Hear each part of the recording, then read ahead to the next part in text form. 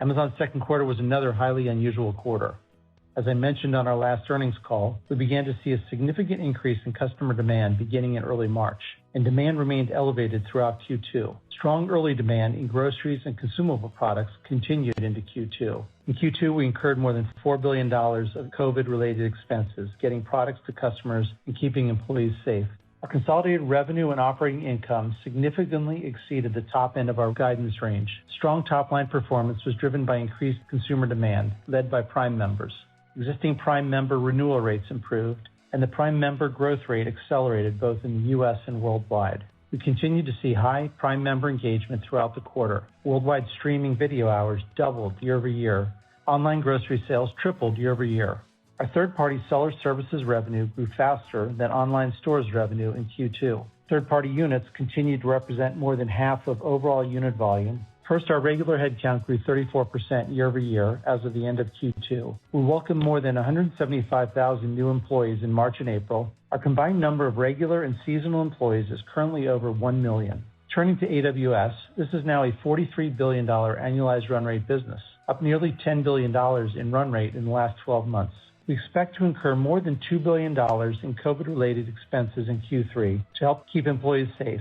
We continue to invest meaningfully, including $9.4 billion in CapEx and finance leases in Q2 alone, an increase of 65% year over year, primarily driven by investments in our fulfillment and logistics footprint. In 2019, we increased network square footage by approximately 15%. This year, we expect a meaningfully higher year-over-year square footage growth of approximately 50%. Lastly, we plan to host Prime Day in Q4 this year rather than Q3 as it has been in prior years. The one exception is Amazon India, which will host Prime Day on August 6th and August 7th. With that, let's move on to Q&A. Where are you in terms of returning to normal on next day and 2-day shipping initiatives to drive Prime? We started to normalize on our channel mix in, I would say, as we moved into late April and early May. It started to normalize a little bit more to normal levels towards the end of the quarter, but MFN still remains high. Demand is still super high. What we're seeing on, it's driven by Prime members and Prime member engagement. They're shopping more often. They have larger basket sizes. There's still a heavy component of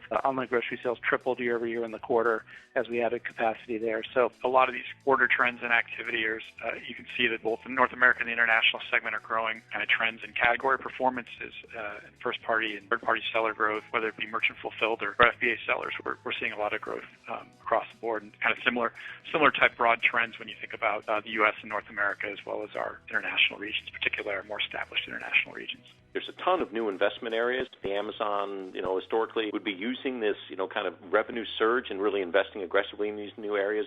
So just talk about that. We're also balancing what is going to be very stepped up demand and capacity in Q3 and Q4. Q2 was actually higher revenue than Q4 of last year, which is unheard of, and Q3 is now forecast to be also higher than Q4 of last year. So we've kind of moved the peak forward, and priority is getting capacity online because we need to build inventory more for Q4, and we run out of space. We cut marketing probably by about a third because we're trying to manage demand. Travel expenses have almost ground to a halt. We've actually accelerated our ops investment. We've pulled in capacity that we probably didn't think would be needed until 2021. We're really focused on digitizing the Indian sellers, a lot of micro, small, and medium-sized businesses there. We launched some new features there to help support the digitization efforts with some of those brands.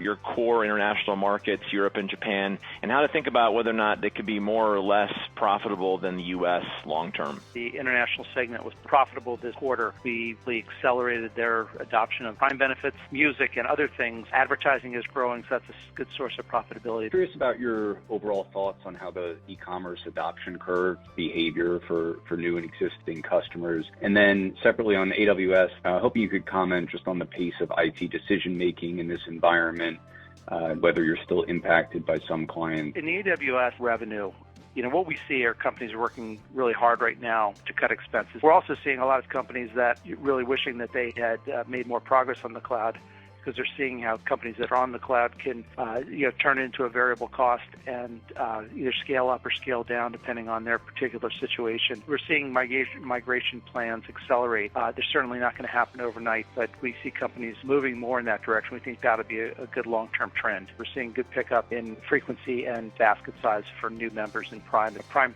retention has increased. We've accelerated the growth of Prime members both in the U.S. and internationally. Prime behavior for international Prime members, the overall service levels are a little bit behind, selections a little bit behind. Has the last few months in the pandemic closed that gap meaningfully? You've pushed Prime Day for Western markets into 4Q.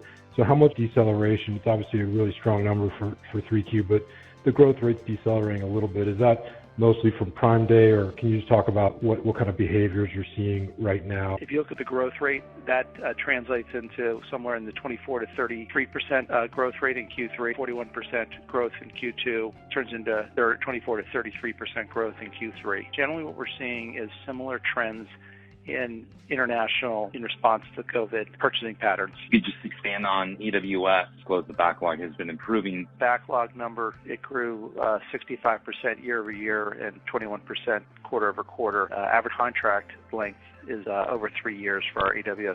Any changes in e-commerce gross margins to call out? And then secondly, we talked a lot about one-day investment last year, and where are you on the one-day investment? On the gross margin side, it's very much a mixed bag right now. Before the COVID outbreak, delivery costs were becoming more efficient.